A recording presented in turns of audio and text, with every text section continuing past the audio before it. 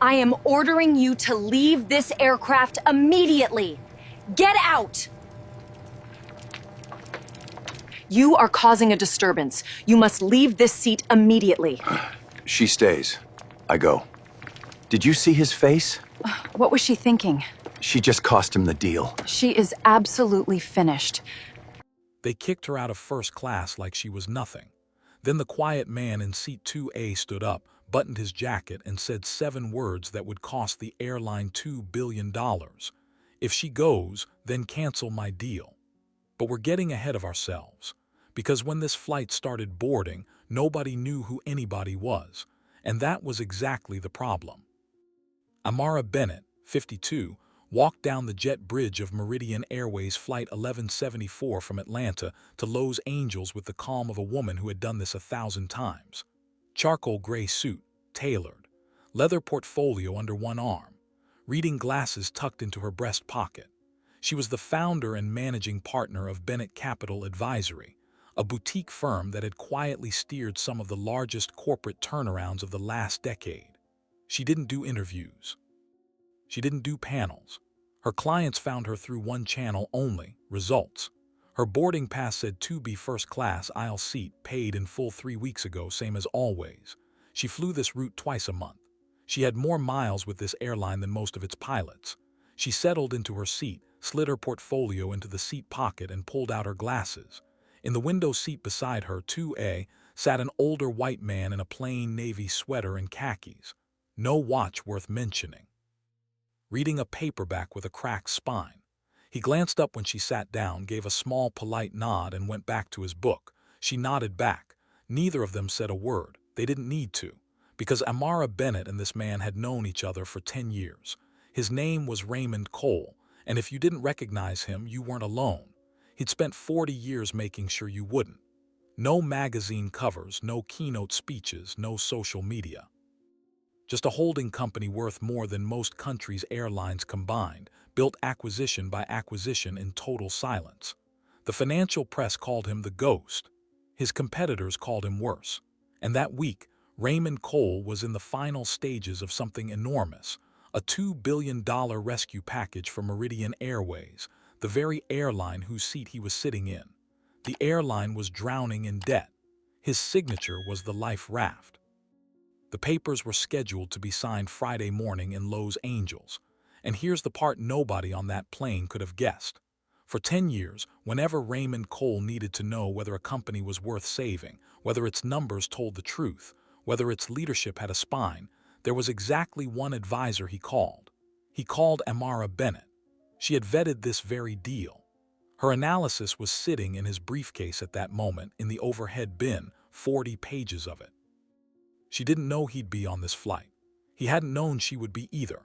They exchanged that quiet nod the way old colleagues do, two professionals saving the conversation for later and returned to their own worlds. Then flight attendant Dana Kessler came down the aisle. Dana was in her late 30s, blonde ponytail pulled tight, the kind of smile that switched on and off like cabin lighting. She'd been having a bad week. That's what her coworkers would say later, as if bad weeks explained what happened next. She moved through first class checking boarding passes against her manifest, a routine she performed with theatrical efficiency. She smiled at the couple in row 1. She smiled at the man in the fleece in 2C, then her eyes landed on Amara Bennett, and the smile flickered like a bulb about to die. "Ma'am," Dana said, tilting her head, "can I see your boarding pass?" Amara looked up over her reading glasses. She'd already scanned it at the gate. Everyone had, but she'd been black in America for 52 years and she knew this dance. She reached into her jacket without a word and handed it over. Dana studied it, turned it over, studied it again, longer than any piece of paper deserved. "This says 2B, she said slowly, like the words didn't quite fit in her mouth. "Yes," Amara said, "and I'm sitting in 2B, Dana didn't hand the pass back. She held it. "I'm going to need to verify this with the gate. There's been some confusion with upgrades today." There had been no confusion with upgrades that day. But in the window seat, Raymond Cole slowly lowered his paperback, and he started paying very close attention. "Verify what exactly?" Amara asked. Her voice was level, pleasant even. 25 years of boardrooms had taught her that tone. The one that gave them nothing to use against you. The seat assignment, Dana said, still holding the boarding pass like it was evidence. Sometimes the system double books and we have to sort it out before departure. Then the system would show 2 names for 2B, Amara said. Does it? Dana's jaw tightened just slightly. I'll check with the gate, ma'am. It'll only take a moment. And she walked toward the front galley, taking Amara's boarding pass with her. Amara sat back and exhaled slowly through her nose. She'd paid for this seat with her own card, on her own account, booked by her own assistant. She knew what this was. She'd known what it was the second that smile flickered. In the seat beside her, Raymond Cole turned a page of his paperback without reading a single word on it. He was listening. He had spent 40 years reading rooms where $1 billion turned on what people did when they thought no one important was watching. And right now, in the first-class cabin of an airline he was about to rescue with his own money, someone was making a mistake. At the galley, Dana wasn't calling the gate. She was talking to another flight attendant, a younger man named Kyle, in a whisper that carried further than she thought. The woman in 2B, something's off. The pass looks fine, but I've seen fake upgrades before, and she's got this attitude like she's daring me to say something. Attitude. There it was. Amara had asked one question. One, but calm on the wrong face always got renamed. Kyle glanced down the aisle, uncomfortable. Her pass scanned at the gate, right? If it's scanned, I just want it checked, Dana snapped. She picked up the interphone and called the gate agent. What she said into that phone, the passengers couldn't hear. But the version she gave was not, a passenger's seat needs routine verification. The version she gave, according to the incident report that would surface weeks later, included the words passenger giving crew difficulty in the premium cabin. Difficulty. A woman sitting silently in a seat she paid for. Minutes passed. The boarding door was still open. Economy passengers filed past, and Amara felt their eyes catch on her, one after another, the woman in first class not holding a boarding pass, the flight attendant standing at the galley glancing back at her like a security guard. A teenager in a hoodie looked at her a beat too long. A businessman in 3C leaned toward his seatmate and murmured something. Nobody asked what was wrong. Nobody ever did. Amara had grown up in Montgomery, Alabama, raised by a grandmother who cleaned office buildings at night and a mother who taught 3rd grade for 31 years. She'd been the first in her family to finish college, then the first to get an MBA, then the first black woman at her Wall Street firm to make partner. And at every single step someone had asked her, in one language or another, to prove she belonged. She'd built Bennett Capital Advisory precisely so she'd never have to answer that question again. Her firm had restructured shipping conglomerates, saved a hospital network, guided a certain very quiet billionaire through 10 years of acquisitions that the public never heard about. And now she was sitting in seat 2B watching a flight attendant treat her boarding pass like a counterfeit bill. The gate agent appeared at the aircraft door, a heavy-set man with a lanyard and a tablet. Dana met him at the galley. There was whispering, pointing, subtle but pointing. Then both of them walked down the aisle to row 2 and the cabin went quiet the way cabins do. Everyone suddenly fascinated by their phones, their windows, anything but the thing actually happening. "Ma'am," the gate agent said, "I'm going to have to ask you to gather your belongings and step off the aircraft with me." Amara removed her reading glasses, folded them, and placed them in her pocket. "On what grounds?" "We have a report of a disturbance involving this seat." "A disturbance," she repeated. "I've been reading a merger document for 11 minutes. Ma'am, please don't make this harder than it needs to be." And in seat 2A, Raymond Cole quietly closed his book. "Harder than it needs to be." Amara let the phrase sit in the air for a moment. "Sir, I'd like you to tell me specifically what I have done, not what was reported, what I did." The gate agent shifted his weight. "Ma'am, the crew has discretion over the cabin. If a crew member reports a passenger issue, we act on it. That's the procedure. So a crew member can invent an issue," Amara said, "and the procedure protects the invention. Nobody invented anything. Then show me," she said, still not raising her voice, not even close. "Show me the double booking. Show me the second passenger assigned to 2B. Show me anything at all. He couldn't. There was nothing to show.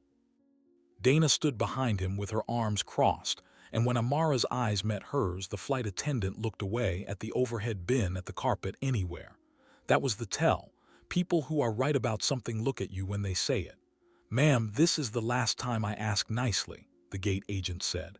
"Gather your things or I call airport security and this becomes a very different afternoon." And there it was, the escalation. Amara had watched this exact machinery operate her entire life. First they question you, then they characterize you, then they threaten you.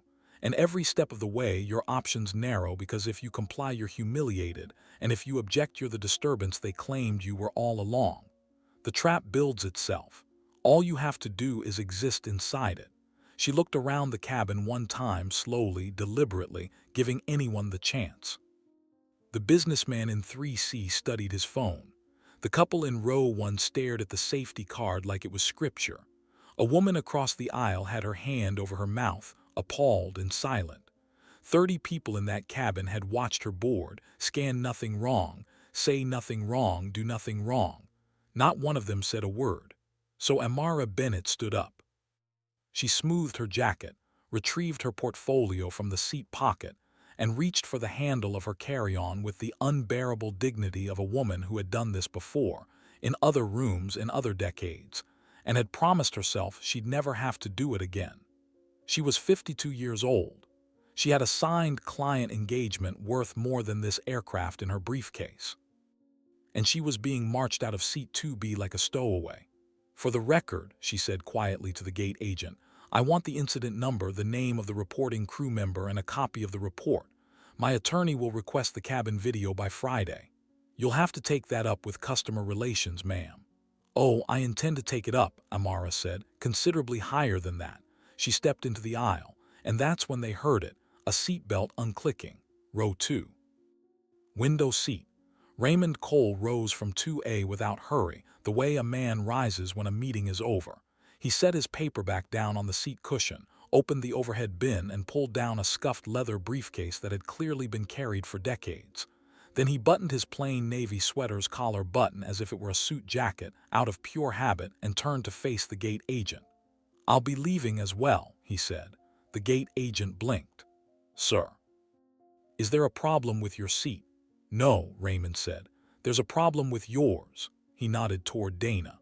"Specifically, with how your crew decides who belongs on this airline. I've just watched this woman get removed from a seat she paid for, on a report your own people can't describe, and I've watched an entire cabin pretend it isn't happening. I'd rather not fly with a company that operates this way. As it happens, I'm in a position to make that preference matter."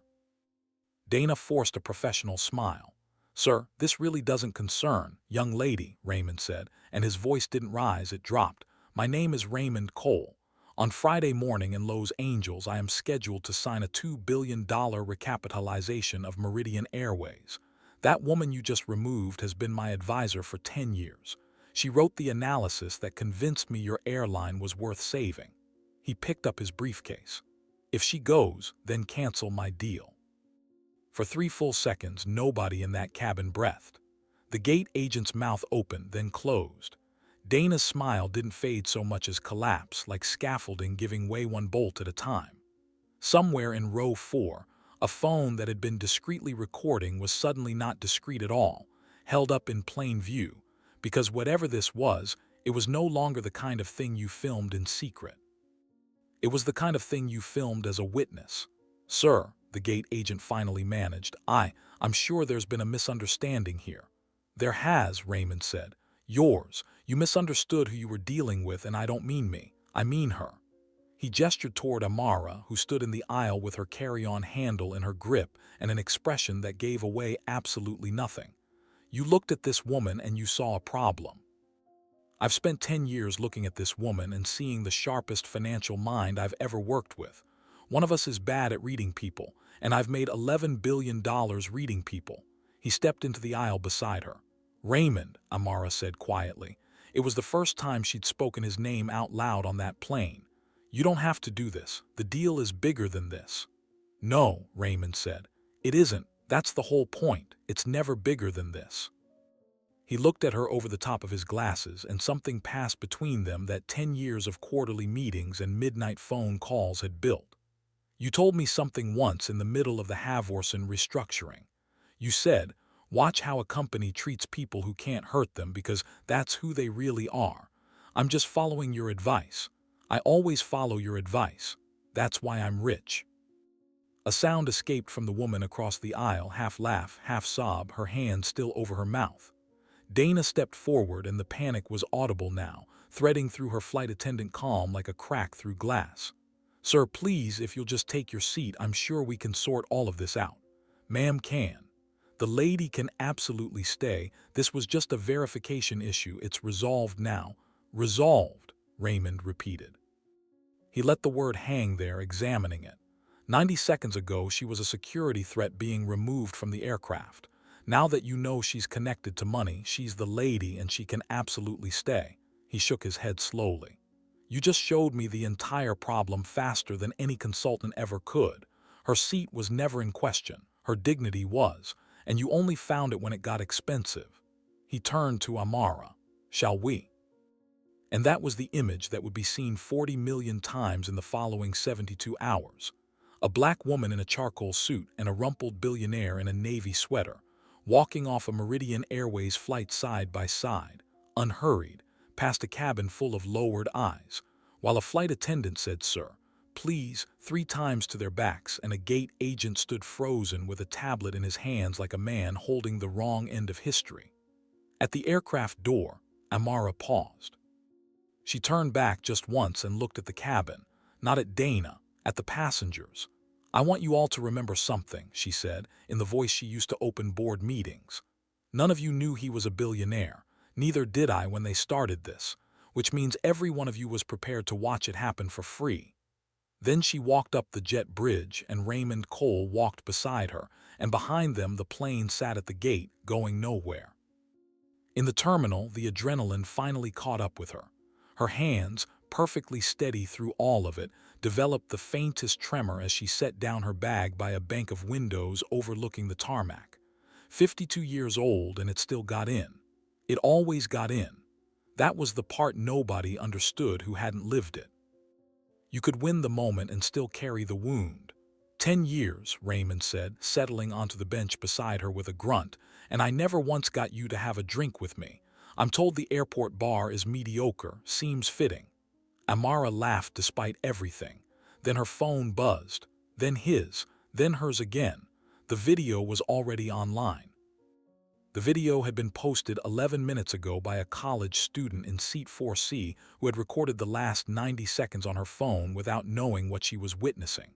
She'd captioned it in a hurry.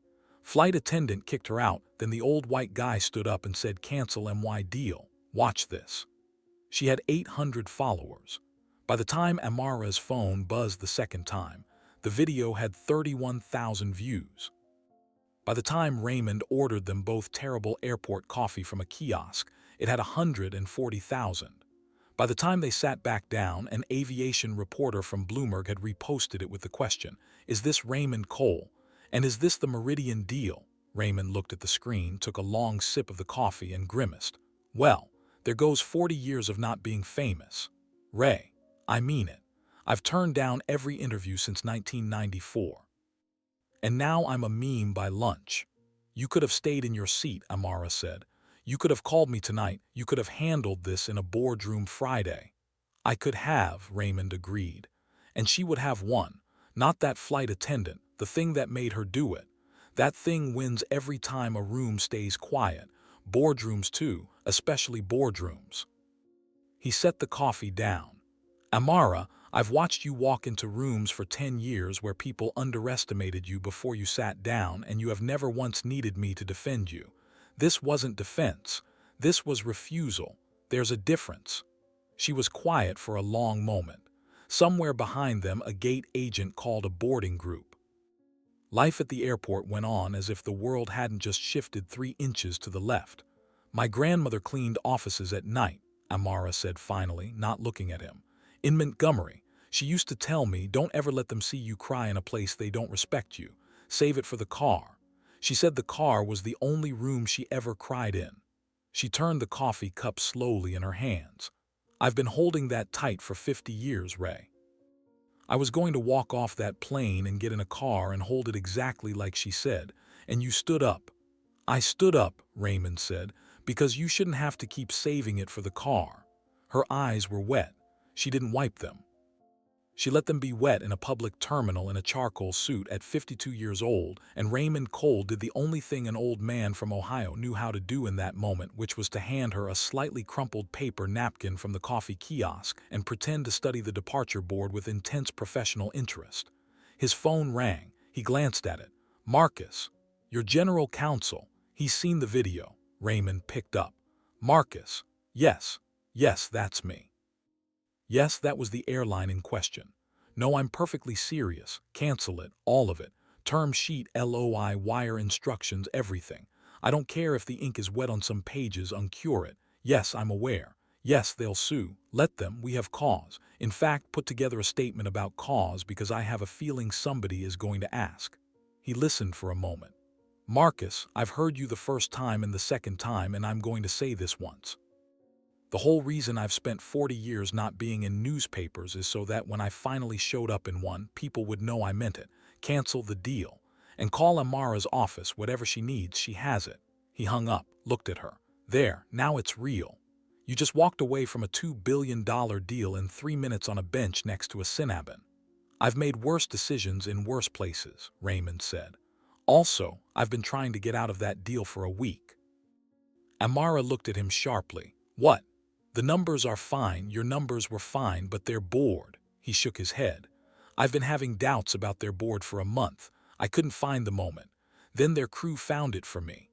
Meanwhile, in a windowless office in Meridian's Atlanta headquarters, a phone was ringing that nobody wanted to answer.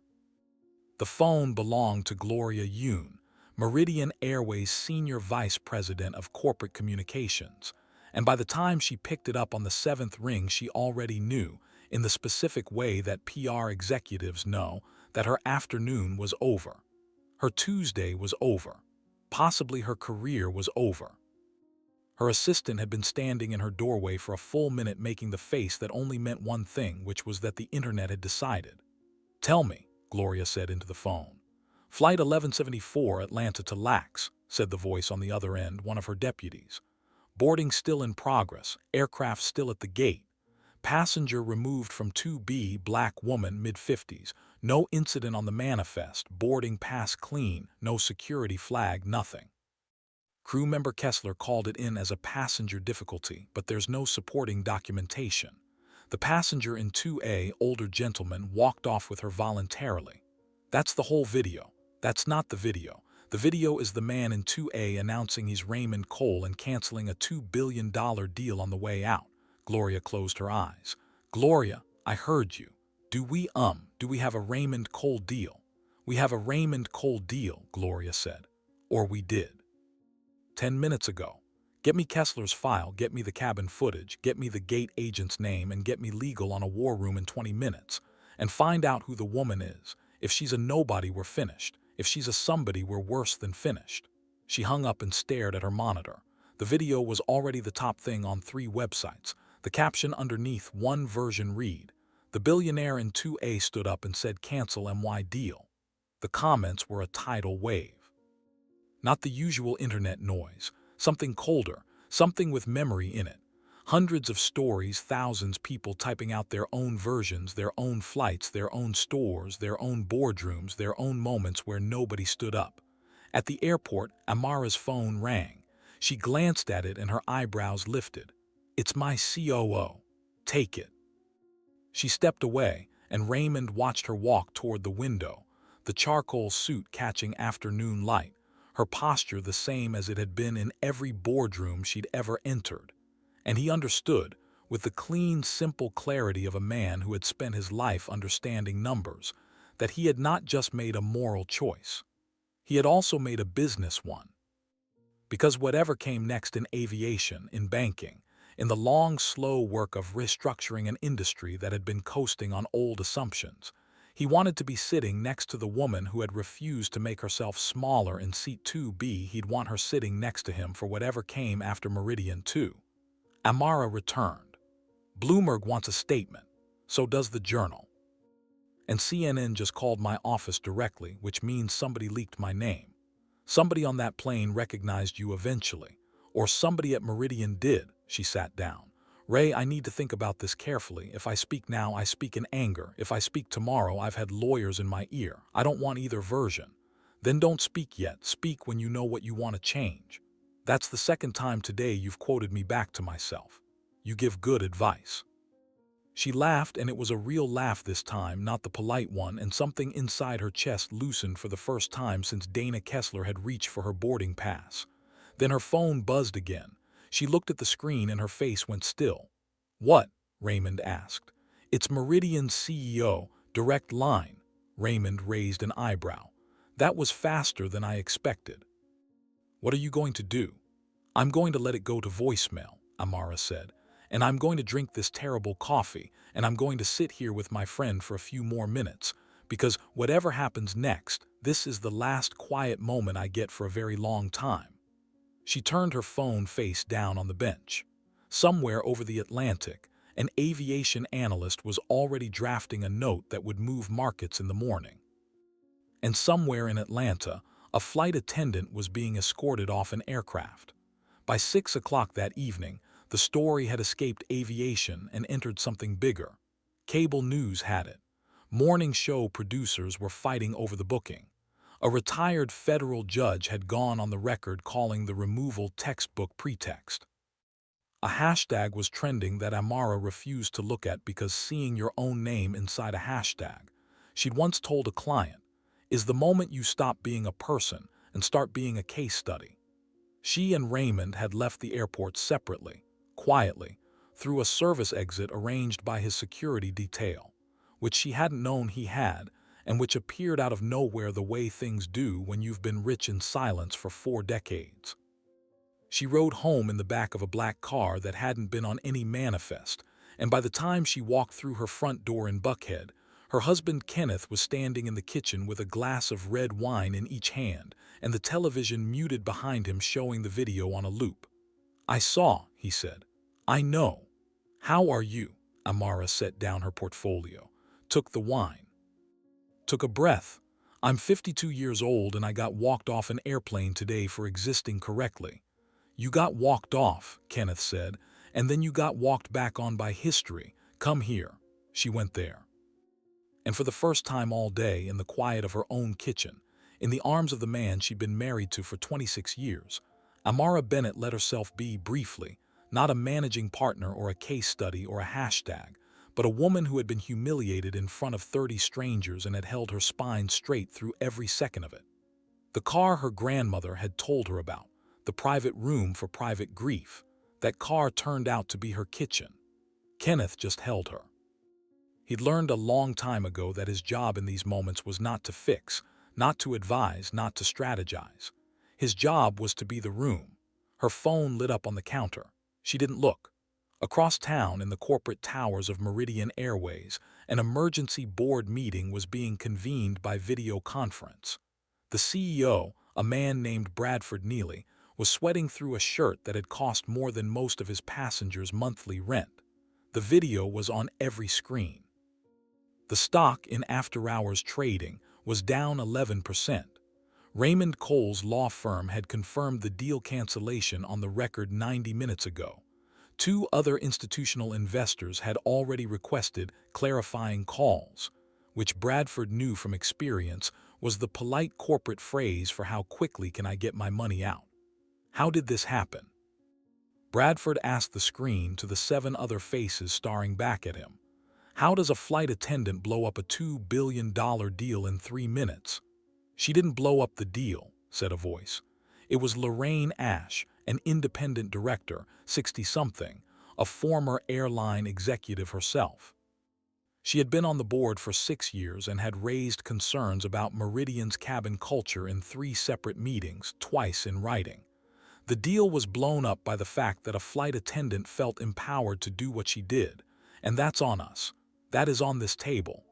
Lorraine, Bradford, don't Lorraine me. I've been in this seat trying to tell this board for 4 years that our crew training on de-escalation and bias is a fig leaf, and every time I've raised it, the response has been about margins. Well, congratulations.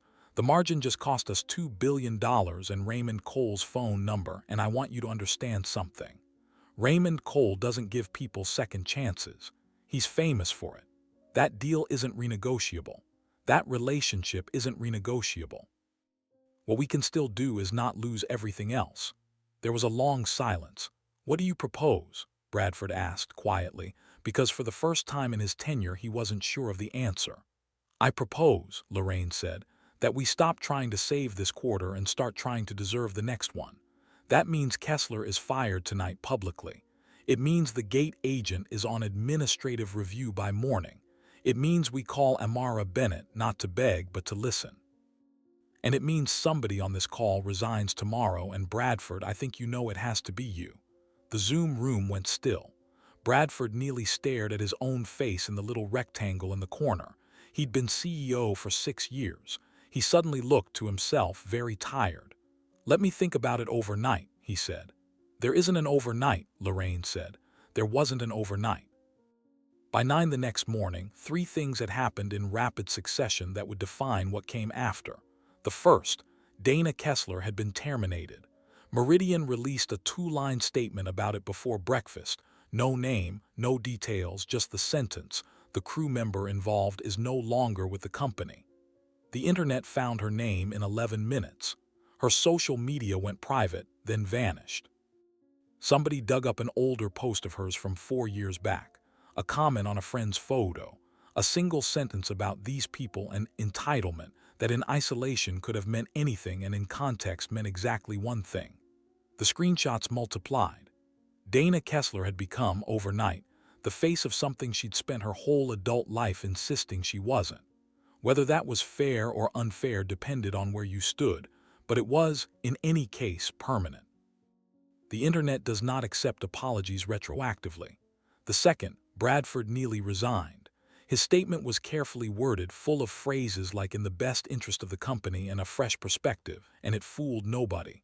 Lorraine Ash was named interim CEO by an 8-to-1 board vote, and her first act was to request a meeting with Amara Bennett.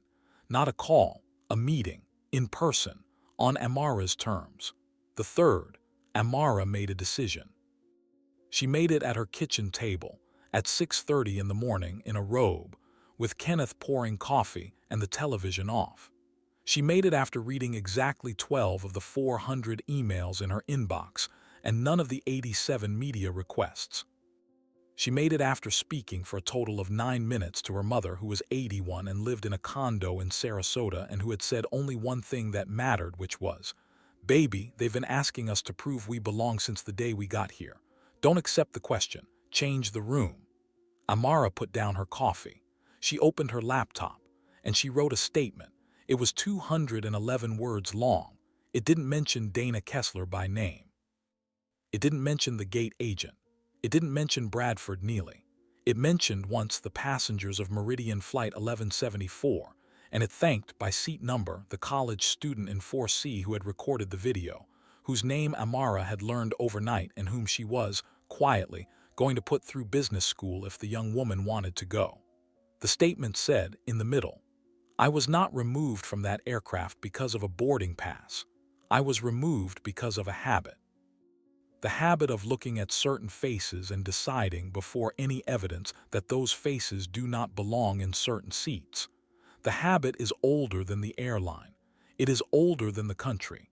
It is not, however, immortal. It survives only in silence, and it dies in daylight."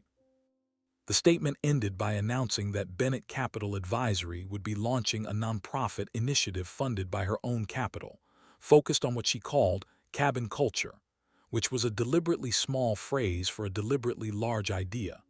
Training, yes. Auditing, yes. But also research data, quiet ongoing work to measure exactly how often what happened to her happened to people whose names never made it into a hashtag. She named the initial funding, $15 million of her own money. She did not name Raymond Cole. Raymond had asked her not to. The statement went out at 7:15 a.m. Eastern Time. By 7:45, it had been quoted by every major outlet. By 8:30, it was being read aloud on morning television. By 9, it was being discussed by 2 U.S. senators on separate networks who agreed on almost nothing but agreed on this. And by 10, Lorraine Ashe was on the phone. "Ms. Bennett," Lorraine said, "I'd like to come to Atlanta today if possible. I don't have a script. I don't have a proposal. I have a company that needs to change, and I'd rather change it with you in the room than without you." Amara considered this for a long moment. "Lorraine," she said, "I'm not for hire on this one.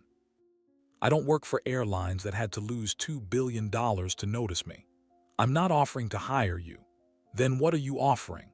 "A seat," Lorraine said, "on our board, independent director, effective immediately, subject to shareholder confirmation." Amara looked at Kenneth across the kitchen, and Kenneth just smiled. She didn't say yes, not that morning. She thanked Lorraine for the offer, told her she'd consider it seriously, and hung up. Then she sat at her kitchen table for a long time thinking about a question her grandmother had asked her once, when Amara was 12 years old and had come home crying because a teacher had accused her of copying another student's essay. Her grandmother had let her cry. Then she'd asked, "Baby, when they open the door for you, are they opening it because they see you, or are they opening it because you're standing on somebody's neck?" She'd never forgotten the question. It had shaped every job offer she'd ever accepted or declined, and she asked it of herself now, sitting at her kitchen table with the offer of a Meridian Airways board seat and the entire nation watching to see what she'd do. She called Raymond. "Ray, Meridian offered me a board seat. Interim CEO called this morning." "Ah, that's all. I'm thinking." "Think faster," Raymond laughed. It was a rusty sound, the laugh of a man who didn't laugh often, and she'd always liked it. "Amara, I'll tell you what I think. I think they've offered you the seat because it solves a problem for them. And I think you should take the seat, but only if you're clear-eyed that you're going to be a problem for them, not a solution. The minute you become a solution, you're decoration. The minute you become a problem, you're doing the job. So take it, but write your own terms. You've written terms your whole career, write them here too." She took the seat. She wrote the terms. It took 9 days of negotiation between her attorney and Meridian's, and when it was done, the terms included things no board seat had ever included before at that airline. Independent authority to commission cabin culture audits without CEO approval, a direct line to a newly created Chief Inclusion Officer position that would report to the board rather than to management, and a public annual report that Amara herself would sign, whose contents no executive could edit. She also negotiated something else quietly that never appeared in a press release. She negotiated that every new flight attendant hired at Meridian for the next 5 years would go through a training module written in part by her, and that the module would include, in its opening minutes, an unedited version of the 90-second video from Flight 1174, not as an example of what a passenger did, as an example of what a crew member did, and what a cabin did, and what silence sounded like. The announcement was made 3 weeks later. The stock, which had been in freefall, stabilized within a day. 2 of the institutional investors who had asked for clarifying calls quietly withdrew their concerns, and Raymond Cole, from a leather chair in his very ordinary home in a very ordinary suburb of Cleveland, watched Amara Bennett walk into her first Meridian board meeting on a live stream that the airline had, at her insistence, made public. She wore the same charcoal suit. She sat down at the same kind of table she'd been shown the door at 3 weeks earlier, and she opened the meeting with a single sentence. "Before we begin," Amara said, "I want to note for the record that the seat I am sitting in today is the seat I paid for." Nobody in the room laughed because nobody was sure if it was a joke. It wasn't a joke. It was a mission statement. Dana Kessler, meanwhile, had disappeared from public life. She surfaced once, in a local news interview 4 months later, in which she said, tearfully, that she had never meant for any of it to happen, and that she was not that kind of person. The interview was not well received. The comment section beneath the online version was closed within an hour. Whether she was that kind of person or not in the end mattered less than the fact that she had done that kind of thing, and had done it inside a system that had trained her to believe she'd be defended for doing it. The system was the story. Dana had been the messenger. The gate agent was reassigned. He kept his job. He would later become one of the airline's most vocal internal advocates for the new training program. People do change. Sometimes. When the room around them insists on it. A year passed. That's the part of stories like this that never makes the news, because a year is a long time and the internet has the memory of a goldfish. But Amara Bennett kept working after the cameras moved on. That was the part that mattered. That was always the part that mattered. The Meridian annual report came out on a Tuesday in the spring, and Amara signed it, and it was 94 pages long, and it included data nobody in the airline industry had ever agreed to publish before. Removal incidents by passenger demographic, complaint patterns by crew member, resolutions, appeals, patterns of pattern. The report was uncomfortable reading. It was supposed to be. 3 competing airlines announced within a month that they would be publishing similar reports of their own. 2 of them followed through. 1 of them didn't, and the fact that they didn't became itself a data point. The Bennett Capital Cabin Culture Initiative grew. By the end of that first year, it had funded studies at 4 universities, trained more than 1,100 crew members across 6 carriers, and quietly compensated 47 people, most of whose names were never released, who had been removed from flights under circumstances that a review determined had no legitimate cause. Amara insisted on the compensation being quiet. "The point," she told her team, "is not to make martyrs. The point is to make it expensive to keep doing this." Loud martyrs move opinion. Quiet checks move accounting departments. We need both. Raymond Cole never did give an interview. He turned down all of them, kindly and firmly, the way he'd turned them down for 40 years. But he did do one thing. He established, in his own name, a scholarship at the small state college where the young woman from Seat 4C had been finishing her junior year. The scholarship was for students studying journalism or communications, and it was named, at his insistence, and over the young woman's blushing objection after her. The first recipient was a young man from rural Georgia who wrote his application essay about watching the video of Flight 1174 in his high school cafeteria and realizing, for the first time in his life, that a phone camera was a kind of witness. He was 17 when he wrote it. He would be 21 when he graduated. He would, at 26, break a story about an entirely different industry that would result in Senate hearings. That's how these things work. 1 seat, 1 refusal, 1 video, 1 scholarship, 1 student, 1 story. The line is not straight, but it is real.